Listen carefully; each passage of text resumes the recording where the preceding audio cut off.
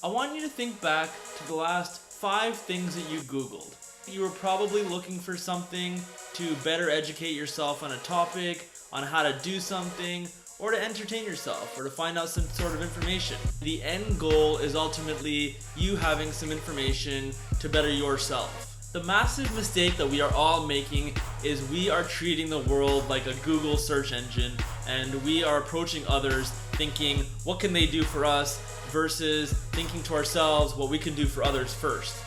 And I understand, of course, it's in our instincts to be self-preserving, to be looking out for our best interests at all time. The best way to help yourself is to start by helping others. And I know this sounds probably pretty cheesy and very cliche, but really, if we only focus on how I'm going to better myself, then ultimately you're going to be in a sinking ship alone.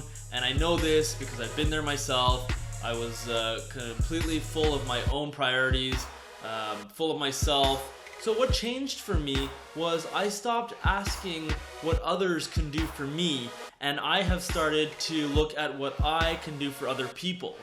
And it's when that shift in mindset started happening, that's really when all aspects of my life started to take off. Typically, the more someone helps, the more that they get back in return, and this is something that I have seen consistently across the board with no exceptions. People I would think of are Oprah Winfrey, who for 20 plus years, day after day after day, she would teach good lessons to people around the world.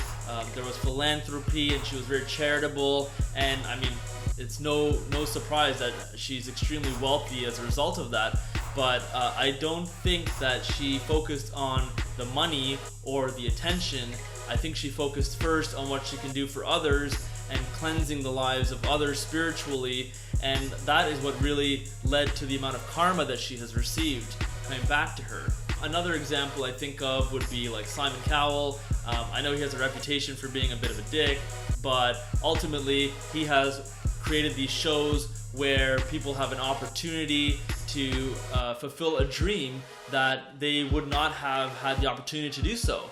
And I think by providing the venue and catering to that venue, and giving people an opportunity to put themselves out there and have their talents recognized, you're really enriching the world as a whole.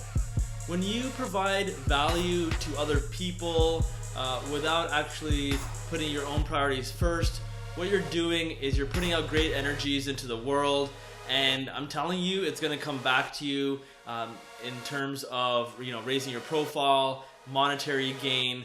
What I have found is that the more we focus on ourselves, the more we find faults, and the more we struggle to get out of the situation which we dig ourselves in, which is becoming anxious about who we are, questioning who we are, wondering why the world is against us, and using excuses as a method to justify our continued downward spiral.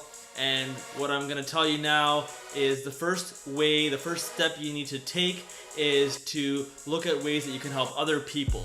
So look at how you can provide value to others, whether that's even something small as giving a compliment, providing some kind of tip based on your experiences for something that you know has worked to help you. Maybe you could provide that to someone else. And secondly, the best way to help yourself is to help me, to help you by joining the Transformation Challenge. Of course, I got to plug it here. So it's at carvingyourniche.com/transformation. The people that have gone through it already, they've sent me their power word, and we've emailed back and forth. And it's a great opportunity to work with someone, me in this case, on improving your life from the ground up.